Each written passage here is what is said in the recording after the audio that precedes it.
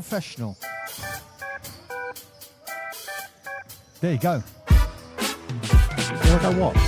And we're live here at Ravelin Sports Centre, where the Portsmouth Force are taking on the Worthing Thunder later today. And whilst we prepare for that game, we've got the National League under-18s playing, Mark. What do you So they think are so under far? 18s. That was my first question today. Was going to be they're under 18s. This is National League I under-18s. can't work out if they're under 18s or under 16s. No.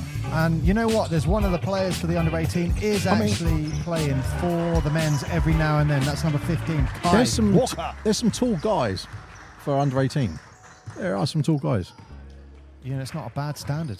No, it's not a bad standard at all. And I like the kit. I know we always like the aesthetics of stuff, don't we? But yeah, go for it. And, you know, head coach for the National League under-18s is Tom Milner, who was on the show. I believe that was like episode 4, 5 or 6. Oh, blimey. You're testing my brain now. Something like that, Something like that. I'll have to think about it. I'll have to look it up. Anyway, Mark, we're doing this because we had people definitely have asked me what it's like who haven't seen us when we're actually live at a game. Well, We are real human we look people. We're not AI. I know people think that maybe that you are in fact AI. like. Possibly. I know my voice doesn't match my face, apparently. Wow. That is the feedback you've had. And you know what? Oh, what a great drive. Oh, there you go. 2 points for the big man, number 8. No, it's nice. It's nice. It's nice actually seeing the youth teams playing, because it's going to sound really a bit weird, but you know, I don't have any kids in this league. You know, my daughter's way too young, so when would I actually go and watch a game like this? Like, in all honesty, so it's kind of nice to see that sort of thing. Big Kai Walker. It's Absolutely good taken out. seeing the way that the kids are playing, because you can see that they've got the court vision and they know where they want to put the ball, but they just don't maybe have the experience or the physical ability to get it there. Yeah. It's like that finish, isn't it? The finishing part is just like I won't say it's like the only bit left, but you can see they're already thinking, I want to go here and drive there and cut here, and this is where I want to take the ball. It's not just, I won't say head down, old school basketball and just dribble sort of thing. Yeah, and here we go. We got big man Alex Grant walking past us today. Hopefully his knee injury is getting better. He has not got his knee taped up, so that's a good sign. And it looks like Portsmouth might be playing in their away yellow kit today, Mark. I'm not the biggest fan of the yellow, if I'm honest. You know what? It was the historical colour that the Portsmouth Smugglers always wore, and when we played National League for the Portsmouth Smugglers, it was always, that was the yellow. It when was we like did yellow with blue trim. When we did the last... what a behind the back pass! That's a great pass. That could be called as a travel. That was a great on number pass. 21, but ref didn't see it that way.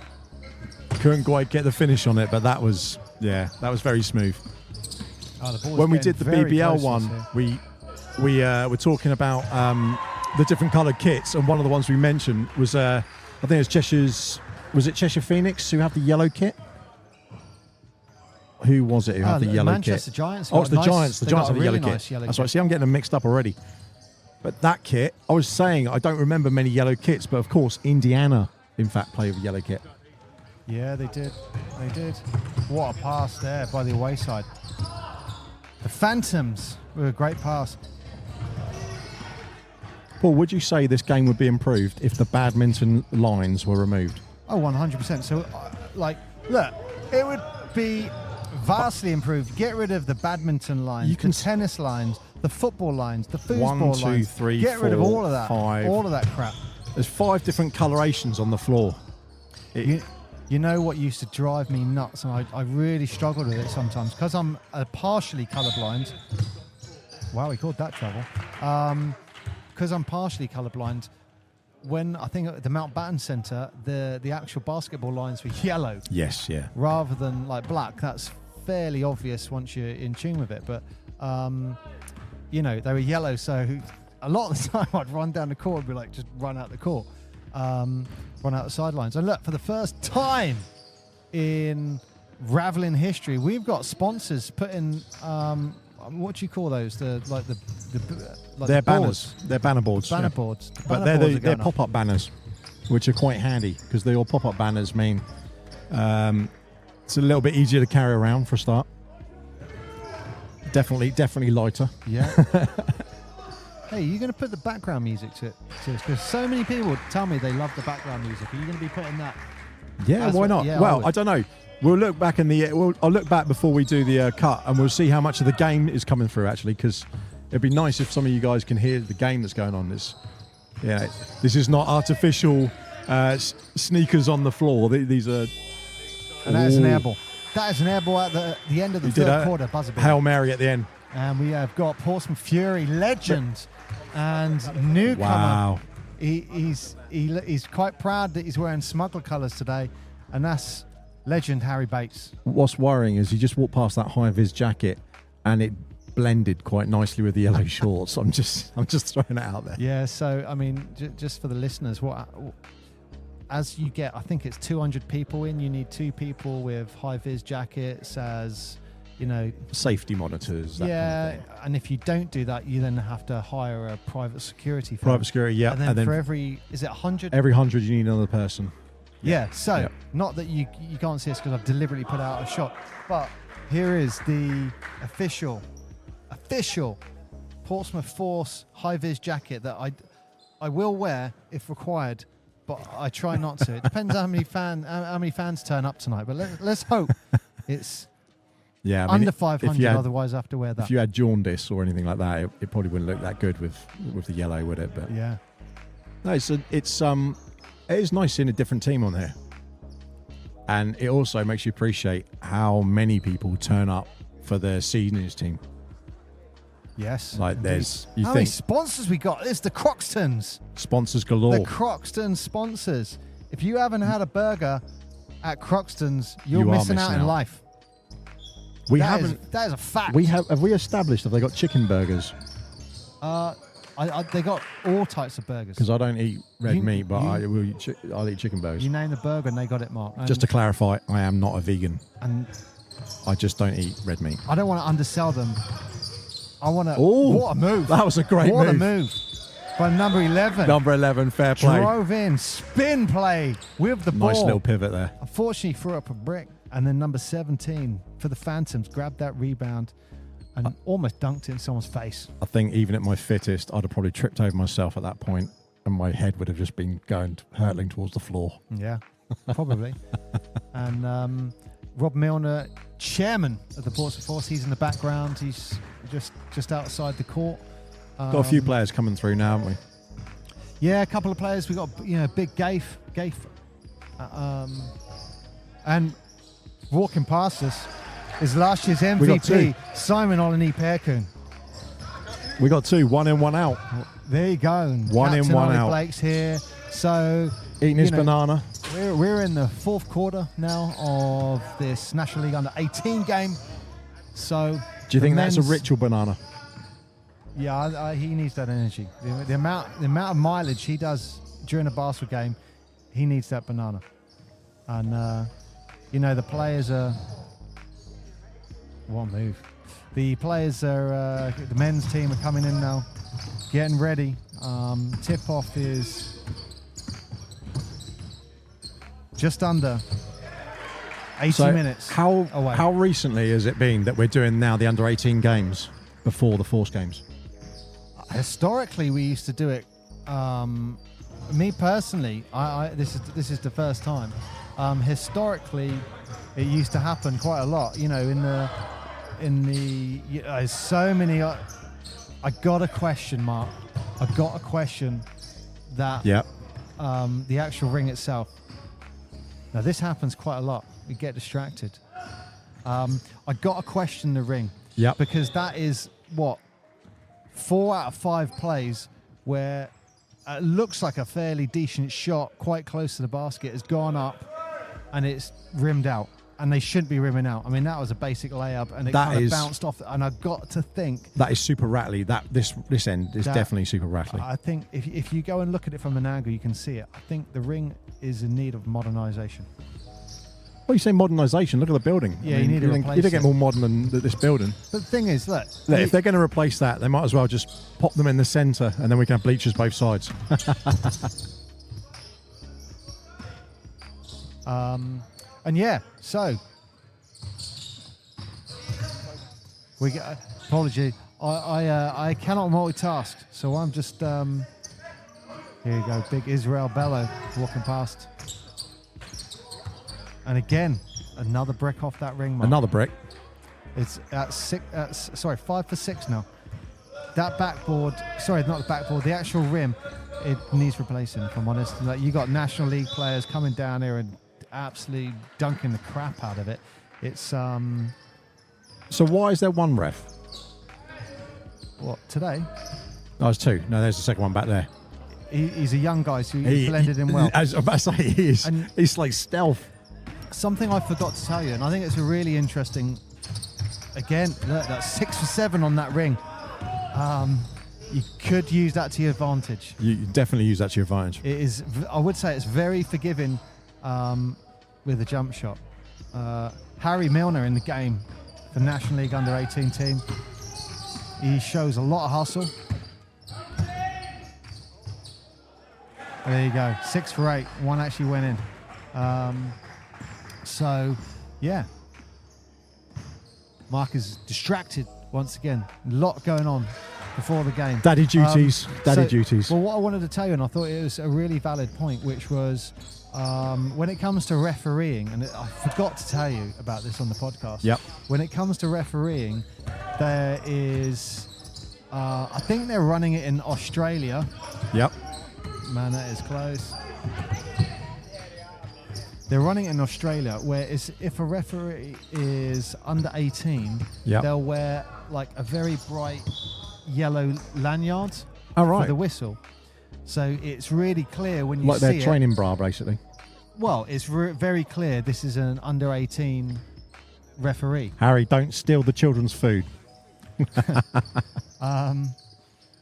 But that's what I'm saying. It's very clear it's an under 18 referee. No, that's good. And I think it's a great idea that they should adopt in It's your L plates, isn't it? in the UK. Well, everyone should be respectful for a referee, someone trying to get into a game, but especially when they're just starting out, you want to try and take away that aggression or that, you know what I mean, that drama. And I saw that and thought, what a great idea. And I don't think that guy is under 18, but he might be 18. Even if it was under 21, you do it. Yeah. Hey, we got legend Andy Rowlands walking past us now. He is definitely Team Pink. Definitely early on the podcast. What was he? He was 3 or 4, I think. Yeah, he was number 4 and number 5, I believe. Wow. So pretty much, if you're a fan of the podcast, come down here. Which of course you are. Block. Oh, it was called an offensive foul there. Actually called an offensive foul. You know what? That was a strong block. That was a strong block. Yeah. There's a good viral. A little shaken up with that. There's a little viral clip going around at the moment of someone who did a push off. It's a kid, maybe an under 18 player, and he gives the sort of lean like this, but because he doesn't actually use his arm, he's leaning with the body, and the other person is checking him. They're like, it was clean. And you look at it and think, he was looking for the contact. Okay. But it's actually, you look at it and think, that's a pretty grown-up move, to be honest. Yeah. Because he was looking for the contact, so the guy came to give him the contact, and then the ref had to let it play out. Whereas if the other guy hadn't come up squared to him, he'd probably had the offensive on him. Some nice ball movement. What a drive! I don't know that guy's name, but number 10 for the Portsmouth Force. What a drive in. Caught the ball at the top of the three-point line, just drove through the left-hand side, through the lane, boom, and one. Nope. And you know what? What you hear now is so frustrating when you're trying to do an interview. Yeah. Bing, bong. That was nice. It was testing as well. I'm doing a test. Well, thank you. I heard your test. Right. Can you do a test? I'm not going to get... We won't get this guy on the mic. We won't get him on camera, but the mascot, who no one knows is the mascot, has just walked past us. He's had a shave today. He has had a shave. There's Blue. No one knows. Why would you do a test in the middle of a game? You know there's a game on at the moment. Oh, that could have been called a foul, but what? Do they do a smoke alarm test at Wimbledon? Sorry, we know you're out on the court, but can you just Everyone go back to your lockers. I think the mascot shot. has forgot he's not wearing the mascot suit and he can't just walk on the court during a game. He's License revoked. Right, well, look, for anyone who wanted to see what it was like for a game, you've got a bit of a visual of me and Mark. You have got a visual. And you've hopefully... Unlucky for you. A bit of an idea of what it's like. You know what? And these guys just walking out now, they're the Portsmouth Force physios. So they actually are a big part of the setup, making sure the guys are warming up properly, warming down properly. Any injuries, like they deal with it. Yeah. Then and there, you know what? The professionalism from that side of it is just gone up. Yeah. And Most definitely. I think there's 2 or 3 of those guys. I think there's 3 physios in total. But you know what? It's nice. The time now is, we're just a little over an hour till tip off. But, some of the supporters who are coming early are starting to walk in now. And, it's about to get loud in there. It is going to get loud. On the flip side, it does, having this in here, does mean normally we'd be in setting up, doing sound checks and doing everything like that at this point, getting ready. It does mean we have a much smaller window. Obviously, you did this today. Yeah, I mean, I came down here. You came down here super early, like 3 o'clock or whatever. Well, 3 hours before tip-off. Yeah. Set the stuff up, and, we're ready to roll. But it's nice because I didn't want to be setting stuff up and be doing stuff really late. Look, I'm not under pressure to do anything. No, now, absolutely. But also, we get to do this. I know people wanted to hear it. Yeah, I'm sure we'll chop some bits and pieces in and out of this because we've had various distractions and whatnot. But I think it's good because it shows what happens. When you're here and you're talking away and you're doing stuff, and then all of a sudden someone's asking, player comes round. Dad, can I have my food? Dad, where's the toilet? Or if someone's how's it asking going? you if someone can play, and then that player or are they still injured, and then they walk past you and you're like, hey, are you playing today? And they're like, yeah. It's quite impressive. I mean, we've actually had to, Paul's idea was put the camera right up in the front, and to be honest, it's probably worked quite well for us because if we'd have put it back where it would have been a bit better focused, everyone would have just been walking in front of this because there's just people coming in and out. That's good. And we've a huge sponsor there, Cosgrove Painting Contractors Limited. Wow, you got to get those glasses on. What does it say? Limited. That's it. Oh yeah. What did I say? I don't know. You were having a stab though. You had a few goes.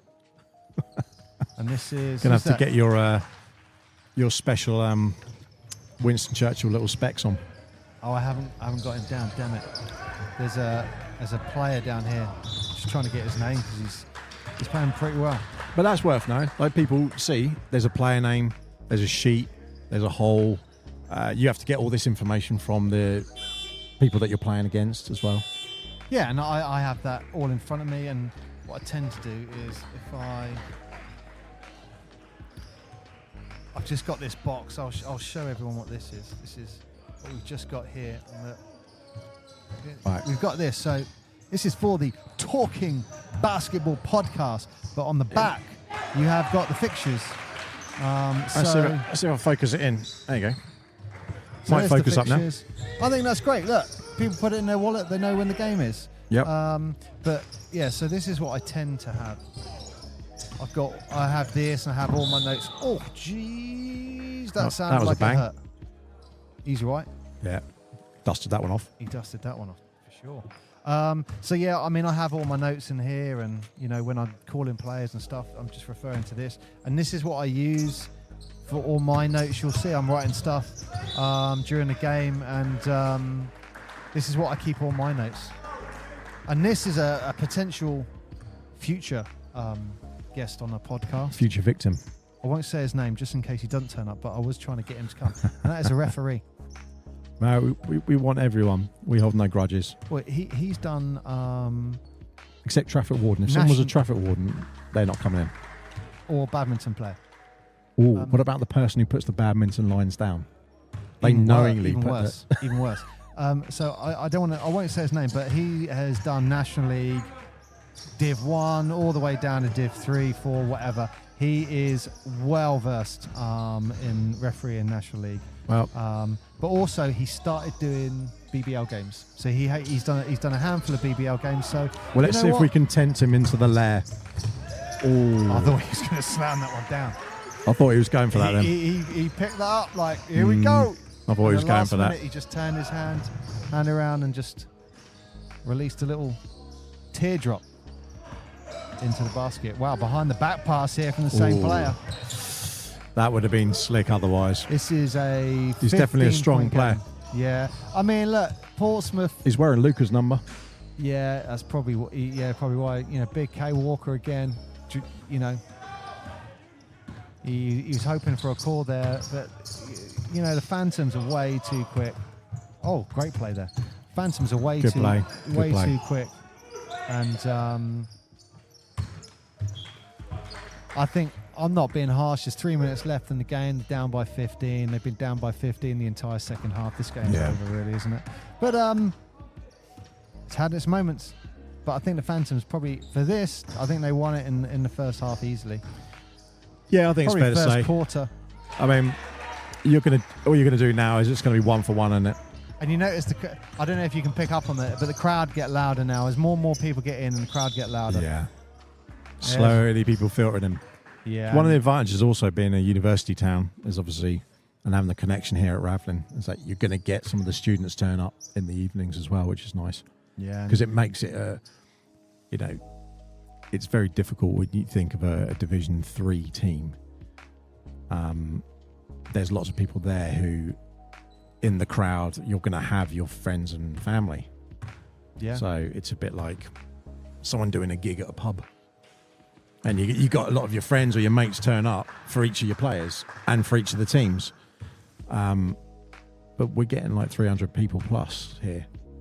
And there's not that many players. Yeah. So unless there's 5 or 6 players with really big families, like we're getting a lot of people turn up who are enjoying the atmosphere and enjoying just watching some basketball, which is nice to see back in town. And I just noticed Alex Grant has got his knee taped up there. So the physio has just done it now. So I don't know if it's permanent or not, though. It's probably a sensible thing to do. He's still struggling with that by the looks of it. Probably a sensible thing to do, Let's given ask him. an injury. Alex, how's the knee?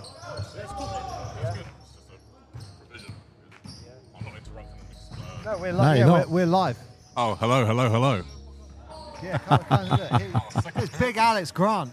This is second appearance. Hello, everyone. Yeah, absolutely. Oh, hello. Oh, we got a recording. Oh, look, he's as on. well. Yeah. Oh, nice. Yeah, got your pretty face on it. People wanted to see our faces, Alex. Wow. So we thought let's do it live here. Yeah, why not? Why not? Right, should we wind this up? Absolutely. Do you want some outro music, Mark? No, I'll put it all on the. I'll put it on the intro.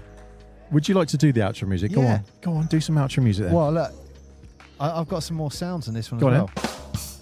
Boom. Yeah. This is what you At need. which point are you remembering that I don't have headphones, so I can't hear you? Oh, good point. Wow. Oh, that makes so much more sense. At the start, what a no-look pass. Well, anyway, we're saying goodbye live at Ravlin Sports Centre as the Portsmouth Force gear up to take on the Worthing Thunder. Here's the Thunder. It is Worthing Thunder today. Worthing Thunder. Yeah. Are you going to say it with that much passion later? Yeah. Oh, the Worthing Thunder bit, maybe. I don't know. We'll see. Well, you've got to be neutral, remember? Yeah. Yeah, right. Right. Good night from me. Good night from me.